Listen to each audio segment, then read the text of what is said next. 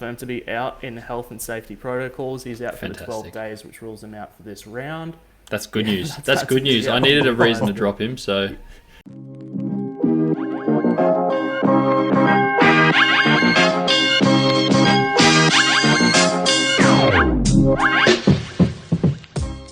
Hello everybody and welcome back to another episode of the Footy Gameday Squad show. We are doing a preview for the round of 20 and the full game is back.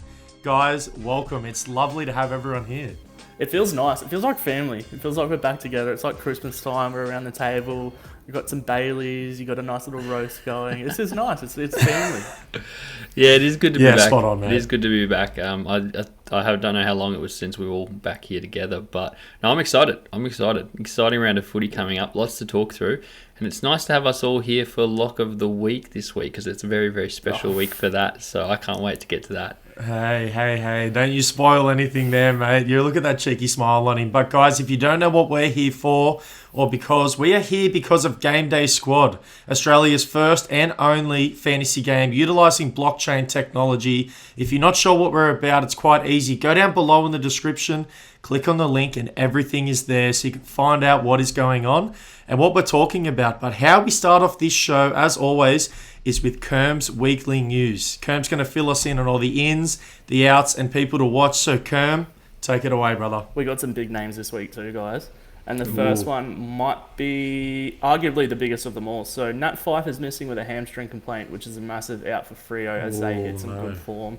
They're going to miss their main guy. Nat Fyfe is going to be the talisman of Freo We're all going to for miss as long him. as he's there. So, that's going to... Yeah, everyone loves watching Nat Fyfe. Next is Jordan De Goey. He's likely to return. So he was an outside chance to return this round, but it's looking more and more likely that he'll return for the Collingwood Magpies this week. One of Cal's guys, Dan Houston, is confirmed to be out in health and safety protocols. He's out for the 12 days, which rules him out for this round. That's good news. That's good news. I needed a reason to drop him, so... That's true. Out of the Giants, Josh Kelly is eligible to return from health and safety protocols. That's a big in for them. Adam Treloar of the Doggies, he's in doubt for this week as he was subbed off last week. There is still a good chance that he starts, but he's definitely one to watch and keep the pulse on to see where he heads because it's either going to go one way or the other at the moment, as early intel says. Daniel Rich is going to miss with a concussion for the Lions, a massive out for him and the Lions, but there could be some interesting options down back for the Lions this week we'll talk about later. And Dusty Martin had an injury setback. He'll miss more time with a hamstring complaint as well. So big names in the fantasy community and outlook there. So yeah, take that with a grain of salt. Yeah, wow. Plenty of big names there. Check your fantasy lineups. If you have any of those players in there, you're definitely going to have to make some changes because it's not looking good for a lot of those players you just mentioned. Well, let's get into the next part here, which is my favourite part of the show. It is the pack of the week, where we get to give back to our community. People send in packs through our Discord, which the link is down below, or alternatively through any of our socials. Just send us a pack that you open in a week and you'll be in the running to win this segment. But this week, I've selected someone new for the show. It is the Potato Bake. He is taking it out with pack of the week. And guys, just have a look at this pack that he's opened because... there is so much fire and juice in there. We got 2 diamond pools. We got so many great players in Brayshaw, Noah Anderson, Shield, even Cam Rayner. This pack is stacked. What a bloody pack. I'd do a lot for that Noah Anderson, and I'm not willing to admit on the pod what I would do, but I would do a lot for that Noah Anderson. Yeah, mate, that is well done from the Potato Bake. Mate, I wish we all had pack luck like you because my team would be looking a lot better right now. So, mate, congratulations on your 3x3 common player pack. Again, if you want to submit for next week and be in the running to win this, just submit it through our Discord or our socials, and good luck for next week, hey? All right, and great contribution from Callum there in that segment. Callum, mate, the microphone went off. I'm not sure what was happening. Leave a like if you loved his contribution for it. We loved it here. We didn't have to hear him ramble on about these players. So, but anyway, you're back, and I want to know your question of the round because that's where we go next. We want to ask a question for a particular player. Who have you selected this week, and what's your question? So now you do want to hear from me, huh? Nah, this week I've gone someone who's just been creeping up on us of late. And the question is, have we all been sleeping on LDU's dynasty potential? Yeah. This guy's on a bit of a roll at the moment. Looking at his last few scores, last 4 weeks he's been over 100. And it's easy to forget that this guy was the number 4 pick in the draft just a handful of years ago. But he went into a pretty average situation there at North, and then last year was his first full year at it. And this year, easily his career best year. He's on fire at the moment. And just if you're going to bank that North are going to turn it around, and Jason Horne-Francis is going to be there in the middle, who better to have someone like Davies Uniacke there beside him picking up some touches. So yeah, definitely I'm someone I'm going to be looking for the rest of the year, and it's someone who, might make a case for someone being in your starting team next year. So yeah, well done for him. Keen to see how it goes. Yeah. I think he's a bit of a victim of recency bias because there's been so many high potential players roll through the midfield of North Melbourne. You mean like Jason Horne-Francis, as you said, Taron Thomas, Bailey Scott, these type of characters that they all have like sky high potential. And LDU up until this season didn't really show much, but yeah, as you said, he's burst onto the scene this year, having his career year, and it's about time the community start giving him his flowers, I think, as you said. Yeah. Yeah, some good news there for North, eh? Hasn't been too much of it this year, so that's a nice little shining light for their season. But Kerm, what about you this round, mate? What question have you got, and which player are you nominating? Yeah, so last week I took a bit of a gamble and started Sam Berry, the platinum card in the forward line, and I just want to see if he can... What a decision, Yeah, just quietly. Pat myself on the back too. But I want to see if he can back it up. He had 141 GDS fantasy points, which is a gargantuan day. And he was rolling through the midfield. There seems to be no Matt Crouch love down at the Adelaide Crows, and he seems to be already got 1 foot out the door. So Sam Berry's got the potential to make that role all of his. The production and opportunity up until this point has been here. I just want to see if he can back it up for the rest of the season. And I don't think I can drop him because he's given me no reason to. And we'll see if I have to pay the price for that. Yeah, he was outstanding last So week. good. We spoke about it in the review show about how tough the footy is that he gets. He's just always inside, banging people off. You love to see it from him, and I agree with you. I reckon he can maintain that role, and he's a viable fantasy option moving forward for the rest of this season. So I love that question. I was just going to say that's 4 scores over 100 out of his last 6 since the bye. So he's been a different player in the second half of the year, and his last couple of scores are definitely his biggest. But yeah, it's not just a flash in the pan, I think. I think it's definitely a trend. So yeah, shout out to you, Kerm, for picking that one nice and early. Who would have thought it'd be Sam Berry? Like, Yeah. like we're going into week 20 of the 2022 season. Jared Berry at the Lions, he had a great start to the season, but yeah, here we are talking about the Adelaide Crows Sam Berry. Is it bad I didn't know that there was a Sam Berry? Yeah, too right. I only know because I just packed him literally a week ago, and I was like, that's the wrong berry to get. That is unlucky for me. The other berry would have been nice. But anyway, let me get into my question of the round, and I'm looking at my beloved Swannies, and I'm going for Isaac Heaney. Isaac Heaney show. There's a particular trend that I'm looking at over the past couple of rounds. So for this season, his CBA's percentage per game is at 13%. Last week, we only saw 3.1% from him for CBA, so there's a definite change there in terms of his role for the team. And we got the inclusion of players like Kennedy that's going to be returning to the Swans soon, and the rise of players such as Chad Warner in the Swans midfield. I want to know, is this a trend that we're going to see moving forward? Is Isaac Heaney going to be strictly a forward player, sitting deep and just kicking goals? Or can he work his way back into this midfield rotation and become one of the elite forward fantasy options of the league again? Because we saw it at the start of the season. When he plays in the midfield, he's one of the best in the comp. But when he sits down forward, he gets quite average and he's about the middle of the pack there. So Heaney's 26. that's my question of the round. Yeah, I'd say, why would you want to be playing Heaney in the middle when you've got someone like Papley and how damaging he's been of late? He's the person that's keeping keeping Heaney out of that midfield, not those gun youngs that they have running around. Yeah. So yeah, a bit of a shock there. But like I've told you guys, Heaney, stop trying to. It's over. The dream's over. Give up on him. It's never going to happen. So do yourself a favour. Nah, I'm living the dream, mate. I'm going to stay. I'm riding. I'm right till I die. But let's get into our team announcement. So this week, guys, we have a big week, the round of 20. Let's start it off with Kerm because Kerm has been very dominant in the league. And I want to hear what he's doing first because maybe I might have to make a last-minute change depending on what he does. So take it away, Yeah, Mark. so sitting second in the seasonal rankings in the open competition, I've had to force a couple of trades. So Mason Redmond, we didn't speak about him in the team news because there is no news yet, but he is most likely to miss this week. And I'm bringing in Ryan Burton. So we spoke about how Dan Houston will be missing time. I was a bit devo not playing Ryan Burton last week because he went off for about 130 odd GDS points. And I'm going to stick him in there this week and keep him there. The only change I haven't made in this team yet, which I'm going to do, I'm just waiting for some more clarity on the position, is the ruck position. I can't go for Toby Nankervis again after he absolutely burnt me last week with Ivan Soldo pretty much having the ruck. So I had to sit beside this guy at the footy, and it was just, I can't believe I picked Nankervis. I can't believe I picked Evans. His sons are playing their close game, and that's all he could think about. Oh, I was devastated. But he's gone. I can't start him again unless Ivan Soldo's magically out. I have to take Toby Nankervis out. But forward line remains the same. We'll talk about the hot seat soon. But yeah, those are the only changes I'm making. Then Kervis has burnt all bridges with Kerm. His faith and trust in him is just out the window. There is none for the rest of the season. So take that with a grain of salt if you want. Callum, why don't you go second here because you're the other open league competition player. What have you done this week and what changes are you going to make? Yeah, well, first of all, I'm still very grateful. I'm still in the top 10, been able to show myself off on the leaderboard. So I want to keep that going.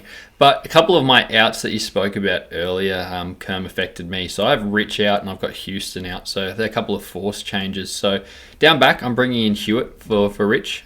He went out last week, but he's going to come back in. Pending he's still going to play this week. Whitfield, pending he's going to play, I'm actually going to bring him in for Broad because Broad was on my hot seat last week and I wasn't stoked with him. So that's a diamond upgrade from a platinum there. And Hall was going to come back into my team for Houston, both gold players there. Midfield, happy. I'm kind of happy with my team, but I have no other option to be happy with. Rucks, English stays the same. And then down forward, you're going to notice a Berry there in my forward pocket. I'm getting on the train as well, guys. I loved what he did last week. I think it's a little bit more than a flash in the pan. So I hope I'm not too late, but I'm getting on the Berry train and out goes Battle to my bench there. So yeah, they're my moves this week. You spoke about Aaron Hall. How good was he last week coming back from injury just quietly? Very So good. Yeah, very good. He is their best player by far, North. Without him, I wouldn't want to see some of the score lines that they would have had this year because he's just a ball magnet and just helps them out so much moving the ball. Well, let me get into the first capped player here, which is only me for the show. So, of course, guys, I have a salary cap, which is 12 million out of 12 million. If you're not too sure, again, go onto Gameday Squad. You can find out all the information and how you can work around that. But this week, Isaac Cumming, we mentioned him on the player radar segment with the likes of Himmelberg, with the likes of Lockie Whitfield potentially coming back. I want no more of Isaac Cumming. He is off the team. Silver, Robbie Fox, welcome. I'm welcoming that Swan. We spoke about some of the good form he was in. I want all of that. The next player that's leaving, Ben Keys, Silver, from the midfield. I can't play him anymore. I haven't liked too much. He's just sitting behind Rory Laird, and I'm replacing him with Silver Noah Anderson. So I'm loving what I'm seeing from Noah Anderson. I feel like his consistency is just much better at this point of the season. And with the Suns having nothing to lose, I want all in on Noah Anderson right That's now. very bold. Don't like it? Bold.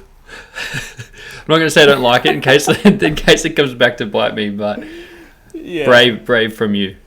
Dropping Ben Keys. I don't mind bringing Anderson in, but yeah, Keys, he's been a good player this year. It's always a big call if you're going to get rid of someone that consistent. Hey, look, guys, I can't just flood my team full of good players like you. I have a salary cap to work around, all right? If I could, I would, but unfortunately, that's how the cookie crumbles. Ben Keys will be sitting on the bench for the first time this season for the Zeus Cannons. And the final change is Connor Iden from the back line for the GWS Giants. He's out for 4 to 6 weeks as of 2 weeks ago, so I can't be playing him. The new inclusion is Josh Rotham, bronze player from the West Coast Eagles. They're going to have a lot of ball down back for the rest of the season. So I'm hoping it's just a numbers game and that he can rack up some points being back there for West Coast. It's better than picking a West Coast forward, huh? Much better this season, mate. I don't think there's any good West Coast forwards. But let's get into our player hot seat. This is where we can pull players accountable for the league, maybe for good reasons, but most likely for bad if you're on the hot seat. Kerm, do you want to take it away this week, mate? Who's your nomination and why? Yeah, so this week I'm going to nominate my 1.4 Diamond Steel side bottom, and he actually has been quite good for me in the second half of the season. He had a streak where he had 4 games over 95 GDS fantasy points, and with that 1.4 multiplier on it, that is actually quite tasty. It takes it to around 130, 140 areas there. But last week he only had the 67 GDS fantasy points on 11 disposals, which for me, I'm going to ask for more from Steel side bottom. He's a player for me that those sort of scores can become a trend. He's at that age now where he can get into a lull. It's the back end of the season. We're around 20. It's dangerous areas for Steel side bottom. So I put him on the hot seat. He has been good for me while the competition's been running, but I'll just need it to keep going for a couple more weeks. Yeah, just want to see that bounce back game, hey? Yeah, I've got a stat for you. He is averaging right now for the season his second lowest season average of all time.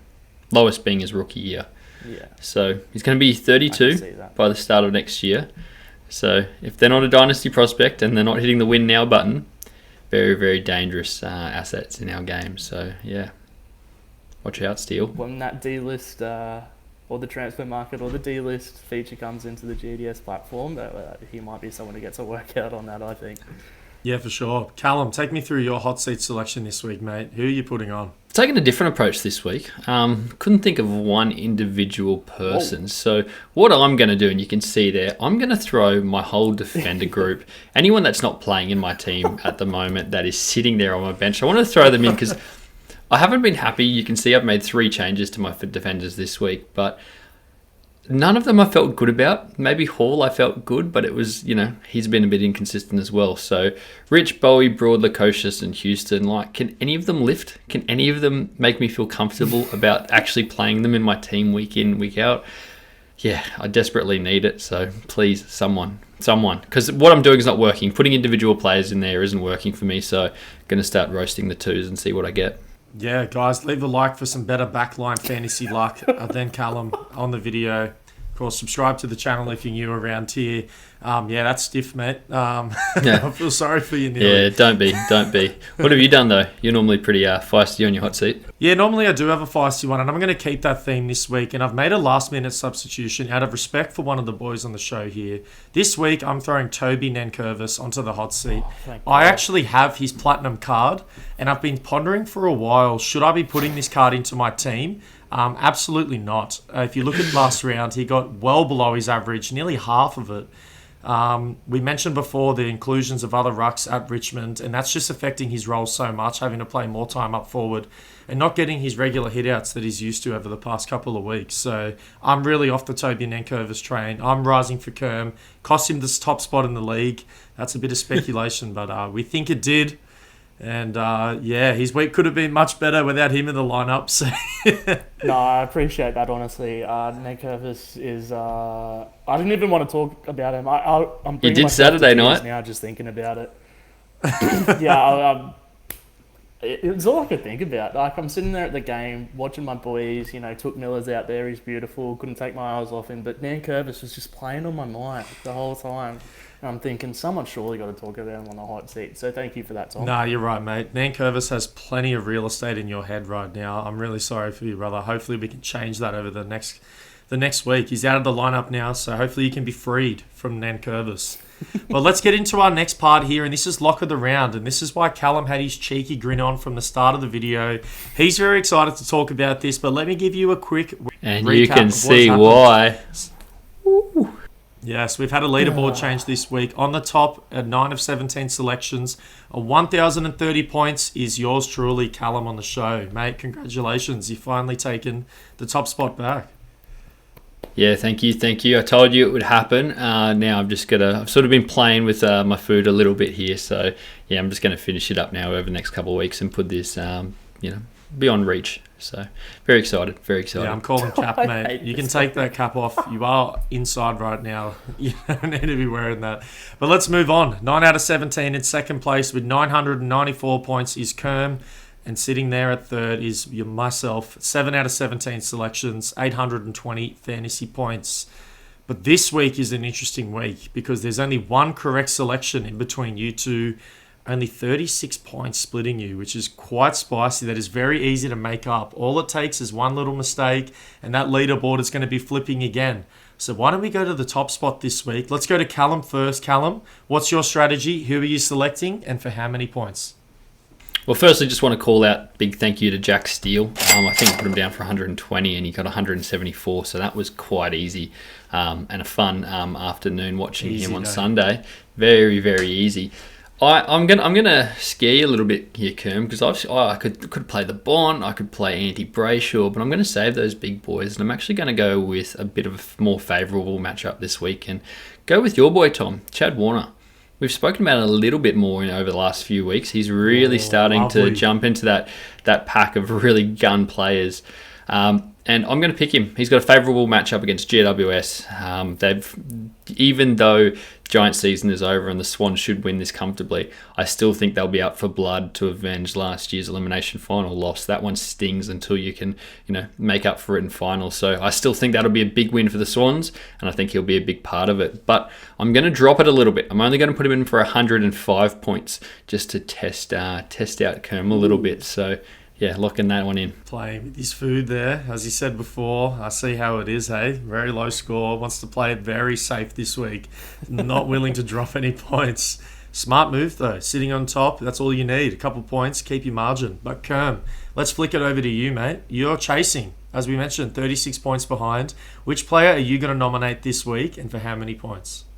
Yeah, I am chasing it, and what Callum's done here is he knows that I own a diamond Chad Warner here, so I can't really go against him because I'm playing that Chad Warner, and I actually quite like that pick. Oh, yeah. But last week, Darcy Cameron, we spoke about the ruckman. He is a forward in our game, but he's been playing a ruck role. He absolutely burnt me. He lost the ruck battle to Dean Cox. It was Jesus Christ. Coxie's out of retirement. Yeah. This week he's up against Sandilands. Jeez, I wonder how he's going to go.